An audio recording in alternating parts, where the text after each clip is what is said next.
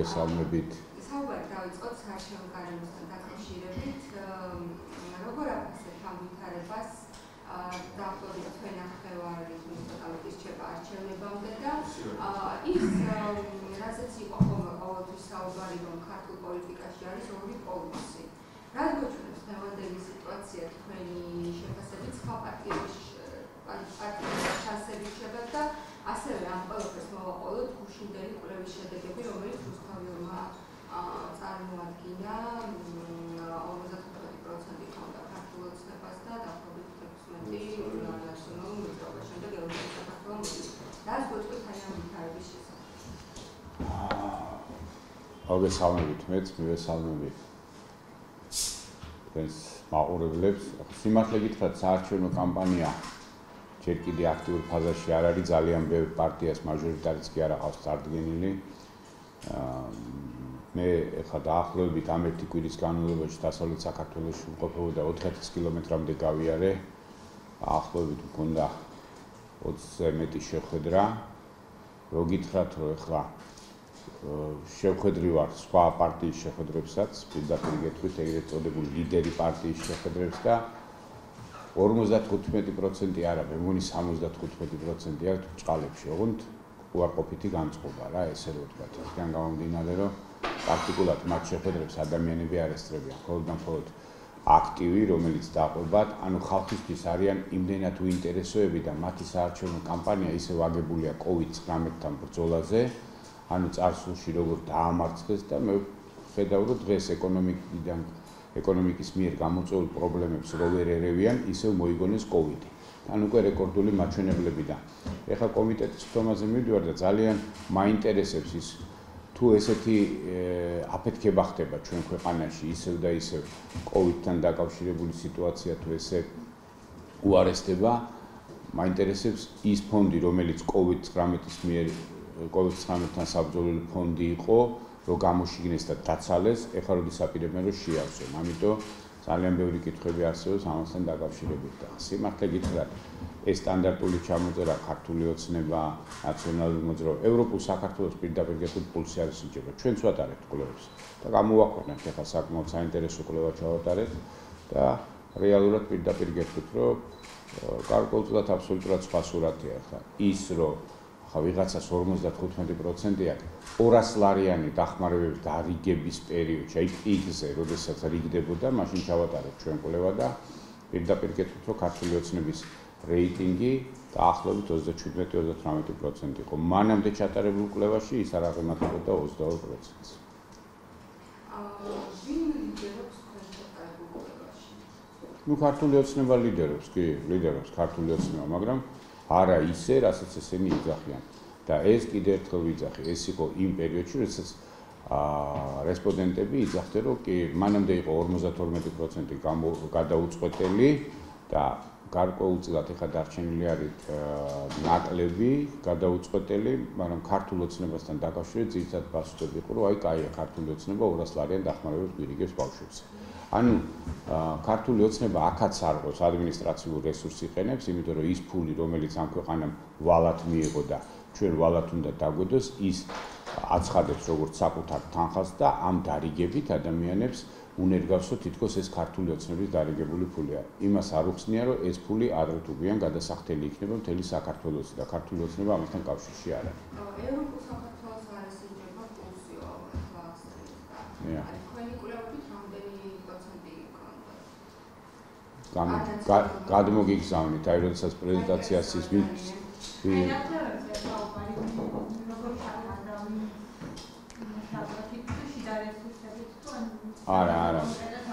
არა, მაკვლევებს საკმაოდ სერიოზული ნდობა აქვს. ჩვენ პირველად ეს კვლევები ჩავატარეთ ჩარშან, შუალედური არჩევნების პერიოდში და ყველაზე ზუსტი შედეგი იყო და შესაბამისად არის სპეციალური პროექტიან პოლიტიკიდან განთავისუფლებული ადამიანების კვლევა არის.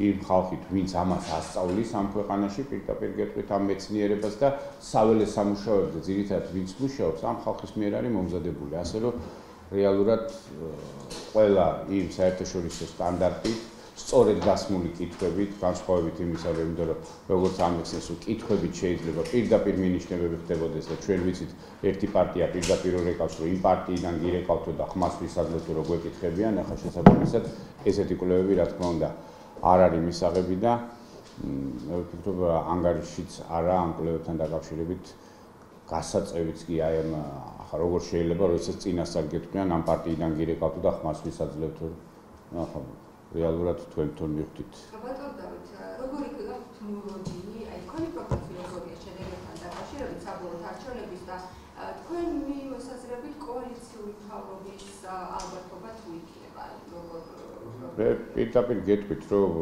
დღეს აბსოლუტურად გაურკვეველი სურათია, იმიტომ რომ რეალურად ხალხი ცვლილებებს ნამდვილად ელოდება, უბრალოდ ვის შეძლებს რომ დააჯეროს ცვლილებებს განახორციელებს ამ ქვეყანაში და რაც შეეხება კოალიციური მთავრობის არსებობას, მე ამას ხალხში ამის მოთხოვნილებას ვერ ვხედავ.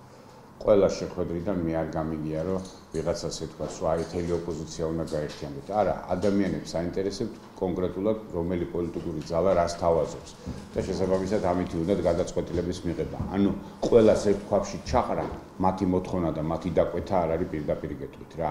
და ამის გაზვიადება და ამის წარმოჩენა ისევ და ისევ ამ ორი პოლიტიკური ძალის ინტერესში არის, რომ ორ პოლუსად იქცეს არჩევნები. დღეს საბედნიეროდ ქართულ ხალხს აქვს იმის საშუალება, რომ მრავალფეროვანი არჩევანიდან გააკეთოს ეს არჩევანი, რომელიც მას მოსწონს. პირდაპირ გეტყვით, რომ იკვეთება ახალი მოცემულობა ამ ქვეყანაში, როდესაც ხალხი უკვე არა სახელების გამოაკეთებს, არამედ მეტნაკლებად უკვე ცდილობს გაანალიზოს წარსული, გაანალიზოს აწყო და მომავალში ვინ რას პირდება, იმის მიხედვით მიიღოს გადაწყვეტილება. მიხეილ სააკაშვილთან დაკავშირებით მინდა ვკითხოთ, შუშინ ისაუბრა ფორმულას ეთერში, ტელეკომპანია ფორმულას ეთერში, მან თქვა რომ მე ის მიშა აღარ ვარო, მან ასევე თქვა, რომ 2 წლით აპირებს პრემიერობას და დაბრუნების შესაძლებლობა რამდენიმე წინ გააკეთა. დაბრუნება სააკაშვილი არჩევნებამდე საქართველოში რას გვეტყვით და ის გაცხადებას როგორ შეაფასებთ? ვერ შევაფასებ პირდაპირ გეტყვით რა, ეხლა ეს კაცი უკვე რა ვიცი ხა, ასაკი არა აქვს ისეთი ფოდვებში რო გადადიან, მაგრამ პრინციპში უკვე სუბოდავს, რასაც გამოდის ხა წამლების სიძვირეზე გველაპარაკება და მისი გუნდი მოგეხსენებათ თავარი ფარმაცევტული კომპანიის, რომელიც ამ ქვეყანაში ერთ-ერთი ყველაზე ძვირიანი წამლების გამსაღებელია, ის დაიყენა რიგში, გვერდში. როდესაც სამართლიანობაზე და ამ ქვეყანაში არა იმიშობაზე გველაპარაკება, ვანო მერაბიშვილი დაიყენა და ის აქცია ისევ პარტიის ხერხებლად. ანუ გამოდის, რომ ისევ გაცვეთილ სახეებში და საწავიდა ის ხალხი, რომელიც მას მიყავდა ოდესაში და ვითომ ახალ პოლიტიკურ ძალას ამზადებდა. ხო, ჩვენ ვხედავთ, რომ ის ბავშვები არსად არ ჩანან, ის ახალგაზრდები არ ჩანან, რეალურად ისევ და ისევ ის პოლიტიკოსები, რომელიც ხან ერთ ნავში ზიან, ხან მეორე ნავში, ანუ კომფორტულად ვინც არიან და ვინც ქვეყნის ძარცვაში მონაწილეობენ, ამ ადამიანებთან არის ისევ დაკავშირებული და ახლა რაც შეეხება მის სურვილს, ეთყობა დათვალა კარგად მისმა პოლიტიკურმა ძალამ, რამდენი დარჩა ამ ქვეყანაში მოსაპარი და ეთყობა 2 წელიწადში მოასწრებენ მოპარვას და მე უკვე რა თქმა უნდა მოგვიგდებენ ქვეყანას, მაგრამ დარწმუნებული ვარ, რომ ეს ამ ქვეყანაში აღარ მოხდება. როცა იძახის ისის მიშა აღარ არის, უნდა გაიგოს, რომ ისის მიშა ნამდვილად აღარ არის. ის ქართულ ხალხს არ უნდა და ერთი დიდი შეცდომა დაუშვით, როდესაც 2004-ში ავირჩიეთ. ვის დაბრუნებას? ას ლაპარაკობთ, როგორც ჩა თვითონ თქვა, რომ არეულობას გამოიწვევს ჩემი დაბრუნებაო და ამიტომ ჩამოვალ მაშინ, როდესაც ამის საშუალება იქნებოდა და მე პირადად გეუბნებით, რომ მიშა სააკაშვილის აქ დაბრუნების საშუალება არასოდეს არ იქნება, როგორც პოლიტიკოსის, კაცო, როგორც ავიცი ხა დანარჩენი როგორც ის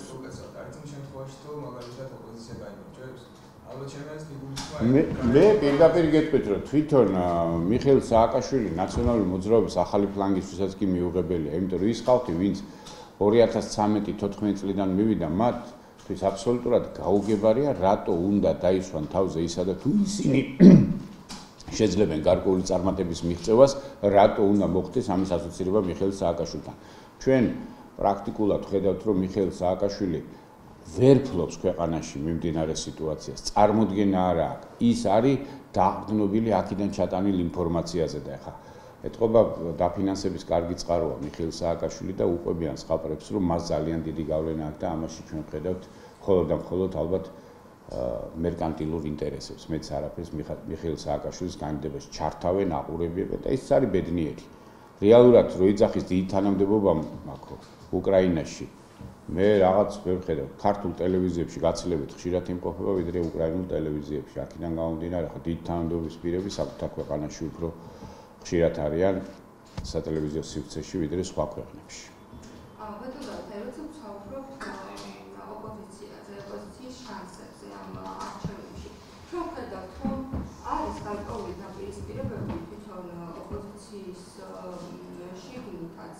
თქვენ იგივე მაჟორიტარების საკითხთან დაკავშირებით, ასევე ვთქვათ, აი ევროპულ საქართველოს და ნაციონალურ მოძრაობას აქვს ის, რომ ევროპულ საქართველოს კრედიტი გავს, სადაც წერია, რომ ჩვენ პირდაპირ ხელისუფლებაში, მაგრამ ჩვენ არ ვართ, ანუ აკეთებენ თანმიმდევრს რა ნაციონალური მოძრაობისგან და ამის ასევე სხვა საკითხები, რაშიც ვერ თანხმდება ოპოზიცია. აი ეს ვითარება რამდენად აძლევს ხელს საერთო სურათში, რომ ოპოზიციას ჰქონდეს გამარჯვების შანსები, რომ აი ეს ერთმანეთში არის ესეთი დაპირისპირება. აუცი, ახლა სიმართლე გითხრათ, აქ პოლიტიკურ ძალაზე ბევრი ლაპარაკიც არის, საკმაოდ დაბალ რეიტინგული პარტიაა, პირდაპირ გეტყვით და ხო ის რეკლამა არის, აქ ფასები უფრო დაბალია ვიდრე ხარისხი. აი მან თანხები უფრო დიდია ვიდრე პოლიტიკური ძალის ხარისხია თვითონ რა, აქედან გამომდინარე პირდაპირ გეტყვით, რომ ხა ვინ იყვნენ აბა ეგ ადამიანები ნაციონალურ მოძრაობაში ერთ-ერთი ყველაზე იდეოლოგიური, აი რაც ყველაზე მიუღებელი იყო ჩვენი ქვეყნისთვის იმ იდეოლოგიის გამტარებლები იყვნენ. მიუღებლობა მათ ზუსტად იდეოლოგიის გამო იყო, რომელსაც ისინი ამ ქვეყანაში ატარებდნენ და დღესაც მიუღებლები არიან. მეორე, რაც შეეხება ახლა თვითონ გამიჯვნას, ქართული ოცნება სადღა არის, გადახედეთ, ყოფილი ნაციონალებით არის გავსებული. ნებისმიერი მათი მაჟორიტარი, ახლა სამეგრელოში დავდივარ და პირდაპირ გეტყვით რა, ახალაიების მარჯვენა ხელი, მოწერელია, ანუ გუბერნატორი ყოფილი, ახლა იქ კიდე გვარები გავიგე, ახლა რომლებიც პირდაპირ გეუბნებით, რომ არჩევნების მერე ქვეყნიდან გაქცევას აპირებდნენ. დღეს ქართულმა ოცნებამ ისევ დაედო გიორგი კახარიამ ის წამყვან პირებად აქცია სამეგრელოში.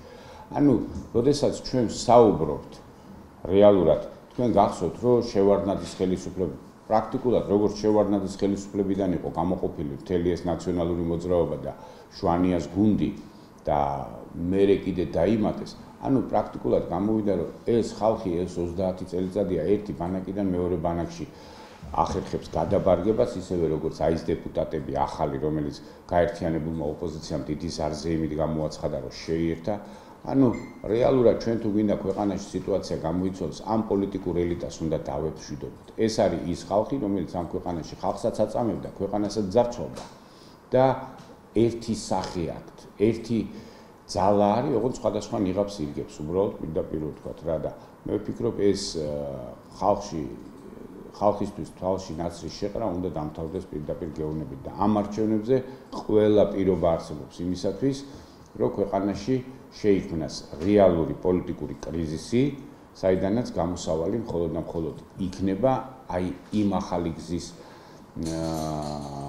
დანერგვა ამ ქვეყანაში, ახალი იდეოლოგიის დანერგვა, რომელიც დღესდღეობით სოფლიოში საკმაოდ ძლავრად იკიდებს ფეხს და ამისი მაგალითები არის თუნდაც ის მიტინგები, რომელიც ევროპაში მიმდინარეობს და რომელიც შეერთებულ შტატებში მიმდინარეობს. ხო ჩვენ ხედავთ, რომ სისტემური, სოციალური, პოლიტიკური, ეკონომიკური და ტექნოლოგიური ტრანსფორმაცია ხდება, ბილად რო ვთქვათ. ასე რომ ეს ჩვენთანაც მოვა, ეს პოლიტიკური ელიტა, რომელიც 30 წელიწადი ამ ქვეყანას აკნინებდა და ანგრევდა, მე ვფიქრობ, მათი პოლიტიკურ მოუსწროში გასტუმრების დრო დადგა.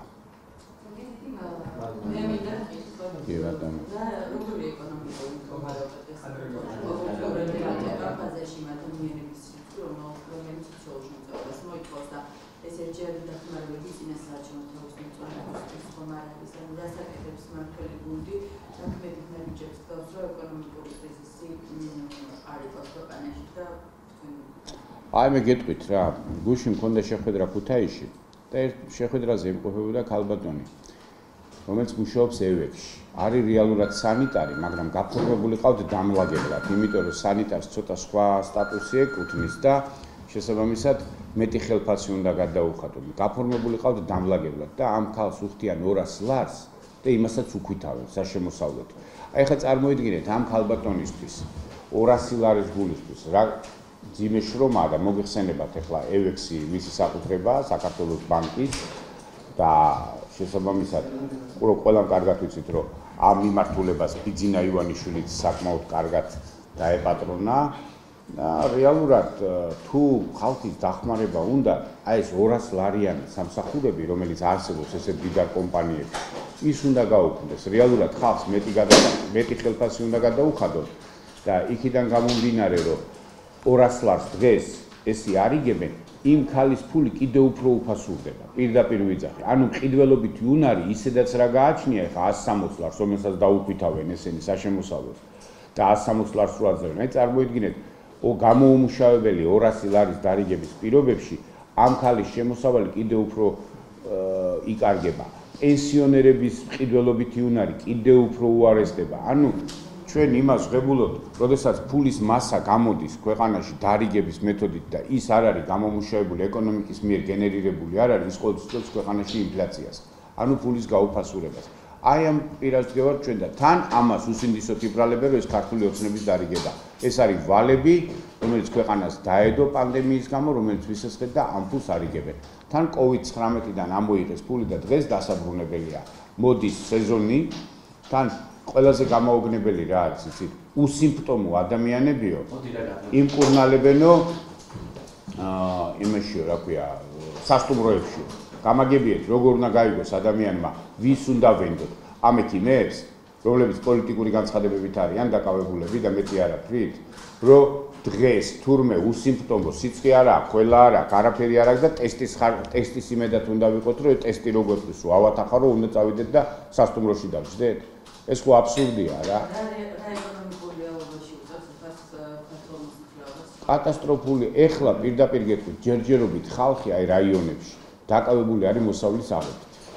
ანუ ჯერ კიდე ის ხალხი უყურებს იმას რაც თელი წლის განმავლობაში იშრომა და ამას აბინავებს, მაგრამ რა ფასი ექნება და როგორ მოახდენს მის რეალიზებას და ფულად სახსრებად ქცევას, ამას დაგვანახებს უახლოესი 1 თვე. აი თველი დაიწყო, იქ თხილის მოკრეფა არის, იქ ციტრუსი წამოვიდა. ნუ მილიონი ის არის, ხო, ხეხილის აღება ხდება. ანუ პრაქტიკულად ყველაფერი ამას ჭირდება დაბინავება. და თუ მარტო ის დარჩა და ვერ გაიყიდა, ვერ დაბინავდა კარგად, იმას დალპობა ემუქრება, შემოკარგებოდა და შესაბამისად მთელი ეს ნაშრომი წყალში იქნება გადაყრილი. მით უმეტეს ახლა რასაც აჭარას უკეთებენ პირდაპირ გეტყვით რა რომ აი ეს განცხადებები ვინც აჭარაში იყავ ანუ პრაქტიკულად იქ ჯერ კიდე სეზონი დამთავრებული რო არ არის ადამიანებს უნგრევენ ბიზნესებს ანუ თითო ორი კაციც რო არის დარჩენილი იმ აჭარაში აქიდან და ვინც ისვენებს ისინიც იძულებულები არიან დაძაბულები იყვნენ გაერიდონ აჭარას რომ მე რაღაც კარანტინებში და გაუგებარ ჩაკეტებში არ ვარ ანუ მიზან მიმართულად ხდება გარკვეულწილად იმ საკურორტო ზონების დისკრედიტაცია. ჩვენ ნახეთ სვაინთი ჩაკეტეს, ბოულობნად ეხა ხალხს შიშია ბათუმის ჩაკეტვის, კი იძახიან, მაგრამ ამათი არაფერი არ დაიჯერება და ეხა როდესაც ესე ამცირებს შენ შიდა პოტენციალს, შიდა ტურიზმისას, აი ამდენ რეგულაციებს რო ართულებ, კრედიტებთან დაკავშირებით რა პასუხია, ხო? ანუ ეს ხო ყველაფერი ჩვენ ეკონომიკას დაარტყეს. გააღატაკებს ამ ხალხს კიდე და გააუბედურებს და ამაზე სამწუხაროდ მთავრობა არ ლაპარაკობს. აი ეს არის ყველაზე დიდი პრობლემა ამ ქვეყანაში, რომ მთავრობას არ უნდა თვალი გაუსწოროს ეკონომიკურ გამოწვევებს. არის მხოლოდ და მხოლოდ გადასული COVID-19-თან ბრძოლაში.